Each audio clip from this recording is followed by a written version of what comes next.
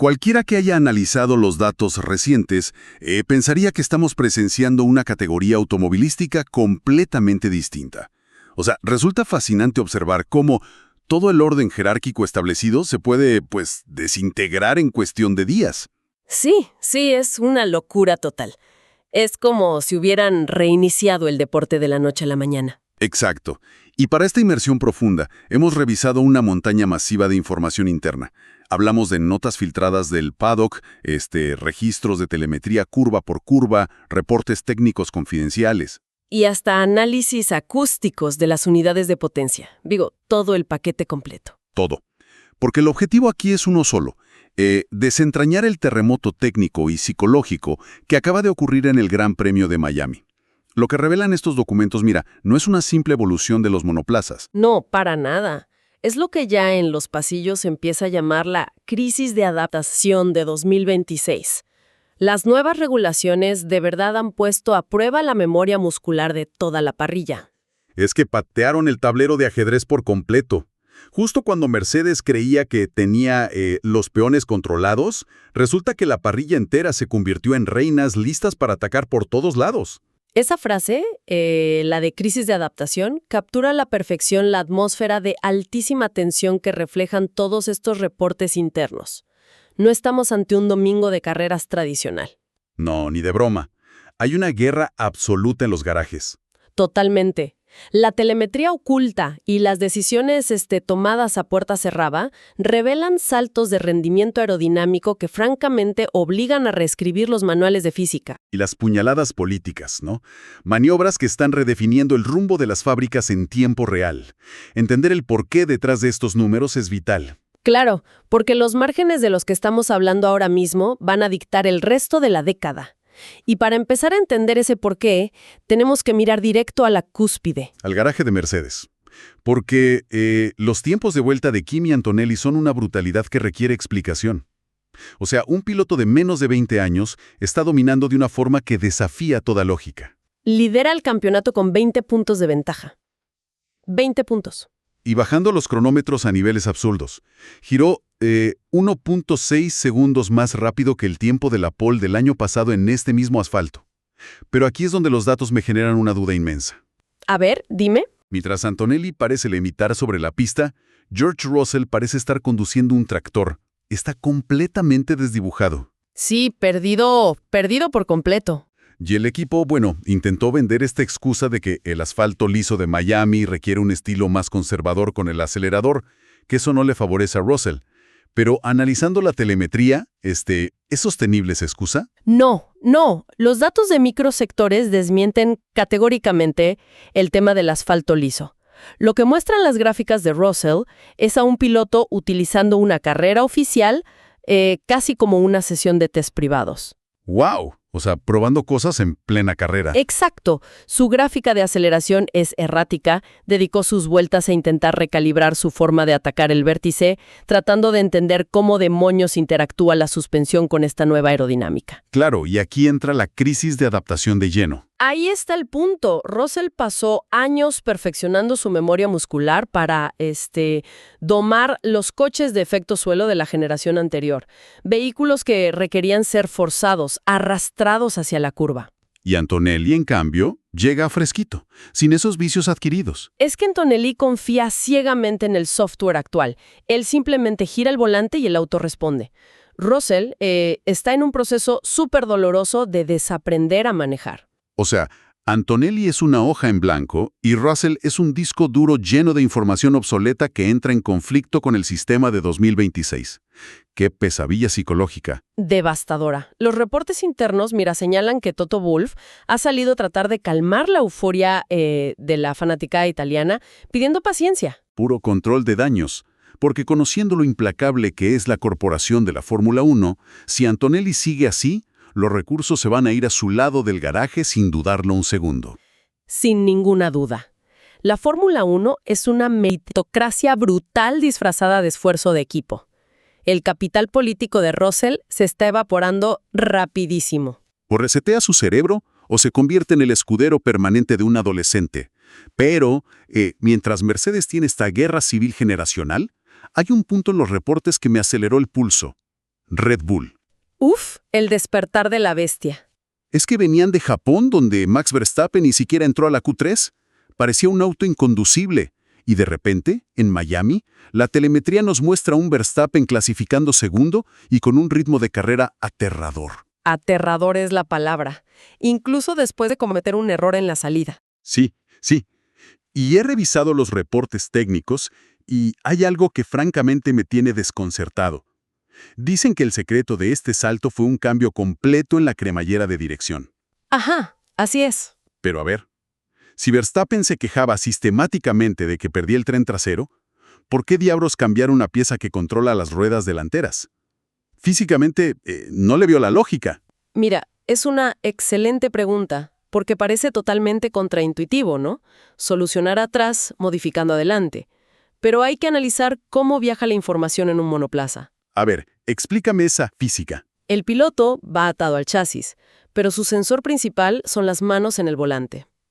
Cuando los neumáticos traseros empiezan a perder tracción, milisegundos antes de derrapar, se genera una microvibración. Una alteración microscópica que viaja por todo el auto. Exacto, viaja hacia adelante y sube por la columna de dirección. El problema fantasma que Red Bull traía desde los test de Barcelona era que esa cremallera, por hacerla más ligera, introducía vibraciones parásitas. Ah, claro. Entiendo. Es como intentar identificar de qué denominación es una moneda en el fondo de tu bolsillo usando guantes de esquí súper gruesos. Esa es la analogía perfecta. Tienes la mano ahí, tocas el objeto, pero el guante absorbe toda la sensibilidad táctil. Al hacer la cremallera más rígida, Red Bull le quitó los guantes de invierno a Max Verstappen. Literalmente le quitaron los guantes. Y de repente, Verstappen vuelve a sentir exactamente lo que hacen las llantas traseras. Y un piloto de ese calibre, cuando confía en el tren trasero, vuelve a ser letal. Un tiburón que huele sangre. Y la sangre en el agua se vio clarísimo en la vuelta 2, en el roce con Carlos Sainz. Esa maniobra, los datos de esa curva muestran que Verstappen frenó tardísimo, metiendo el auto al vértice sin dejar ni un solo centímetro de espacio. Prácticamente empujó al Williams de Sainz fuera de la pista. Un movimiento agresivo al límite. Y la radio después de eso fue fascinante. Cero titubeos. Dijo que la zona media era un caos y culpó a Sainz por tocar su alerón. Esa sangre fría confirma que la confianza en la máquina está al 100%. Ya no sobrevive al auto, lo está dominando. Pero, ojo con esto. Mientras Verstappen afila los colmillos en la pista, los despachos de Red Bull están sufriendo una hemorragia masiva. La salida de Giampiero Lambiase. Uf, qué tema. Exacto. La icónica voz en la radio de Max hace las maletas para irse a McLaren. Y Laurent Mekies intentó dinamitar la narrativa diciendo que se va para ser director de equipo, pero que lo van a obligar a cumplir su contrato hasta 2028. Fue un ataque político súper calculado. Buscaban, por un lado, crear fricción en McLaren, insinuando que Andrea Stella estaba en peligro. Y por otro, asustar a su propio personal interno. Pero Zak Brown no se quedó callado. Desmintió lo de Stella, dijo que Lambia será director de carreras y tuvo que ir físicamente, o sea, caminar hasta el hospitality de Red Bull a apagar el incendio. Una maniobra diplomática de altísimo riesgo a plena vista de todo el paddock. Y aquí te lanzo la gran pregunta. ¿Cómo diablos operativamente hablando mantienes a Lambiase gestionando la telemetría y la estrategia de Max hasta 2028? Es una locura. Sabiendo que mentalmente ya está analizando datos para Walking. Tiene acceso a mapas de energía, a la psicología de Max. Suena a una convivencia imposible. Es una anomalía gerencial enorme.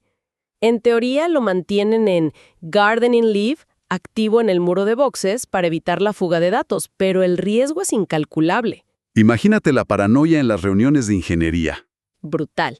Cada ajuste en el algoritmo del motor que le compartan es conocimiento que viajará directo al enemigo. Y McLaren ya no es una amenaza lejana, ojo. No, para nada. Y menos sabiendo que McLaren está peleando victorias usando solo la mitad de su paquete de mejoras. Fraccionaron la actualización. La artillería pesada llega en Canadá. Y esta estrategia de ir paso a paso les dio una ventaja tremenda para entender el auto. Muy diferente a lo que hizo Ferrari. Ferrari, qué dolor lo de Ferrari.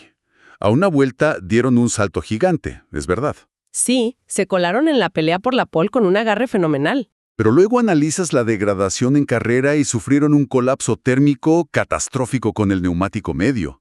Leclerc tuvo que ir descargado de aerodinámica para compensar el motor, ¿verdad? Exacto.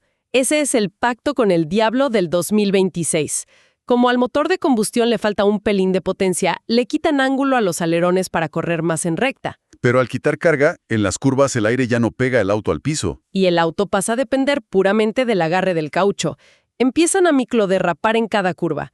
Ese roce constante dispara la temperatura de la goma y, literal, cocinan el neumático medio. La famosa manta corta. Te tapas la cabeza y te destapas los pies. Corren en recta, pero patinan en curva. Y ojo, porque Canadá va a ser una olla a presión. Llega el resto de McLaren, pero Mercedes también debuta su gran actualización allí. Va a ser una masacre en la punta. Pero, si bajamos la mirada a la zona media, la lucha por la supervivencia es igual de sangrienta. El salto de Alpine, por ejemplo, fue monstruoso. Repararon el chasis dañado de la pretemporada y revivieron. Y Franco Colapinto, ¿qué te puedo decir? Está brillando con luz propia. Callando bocas de forma quirúrgica, igualando a los grandes, hasta bromeando en pista con Lewis Hamilton.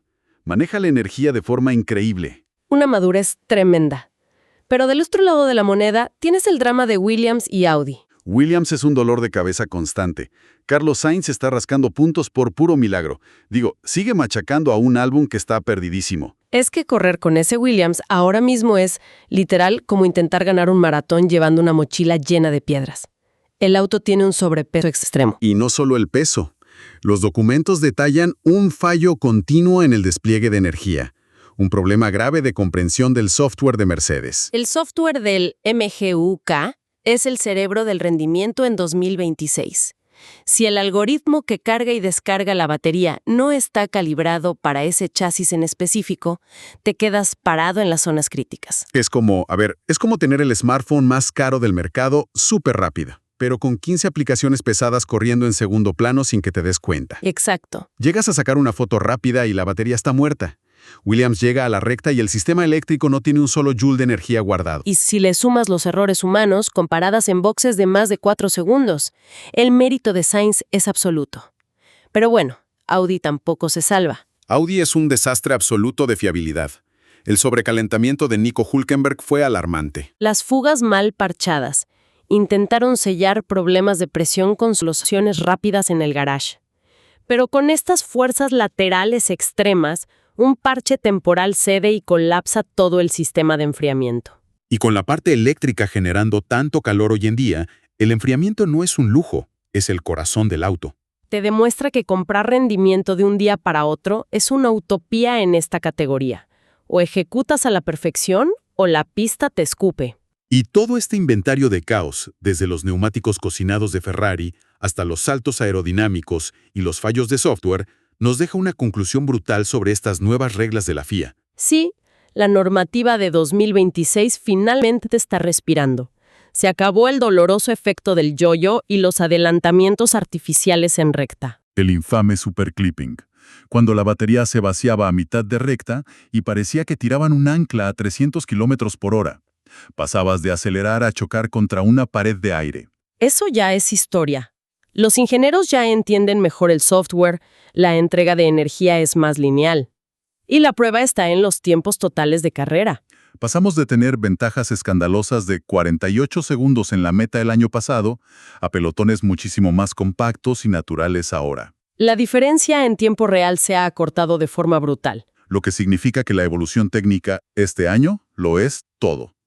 Si un equipo se queda dormido un mes en la fábrica recalibrando su túnel de viento, su temporada está acabada. El nivel de agresividad en el desarrollo es el más extremo de la era híbrida. Y eso justamente me deja con una pregunta de máxima atención para quienes nos escuchan, y algo que debemos observar con lupa. A ver, suéltalo. Si los monoplazas están evolucionando de una forma tan violenta, tan agresiva en apenas 4 carreras, ¿qué demonios va a pasar cuando lleguemos a la agotadora gira europea? Uf. ¿Acaso esta guerra implacable por el desarrollo extremo obligará a los líderes a cruzar la línea roja de la fiabilidad? Estamos hablando de provocar abandonos catastróficos, motores fundidos, que terminen definiendo quién se lleva el título mundial por puro desgaste material. El límite de rotura está muchísimo más cerca de lo que los equipos quieren admitir. La sangre ya está en el agua. Veremos quién sobrevive a Canadá.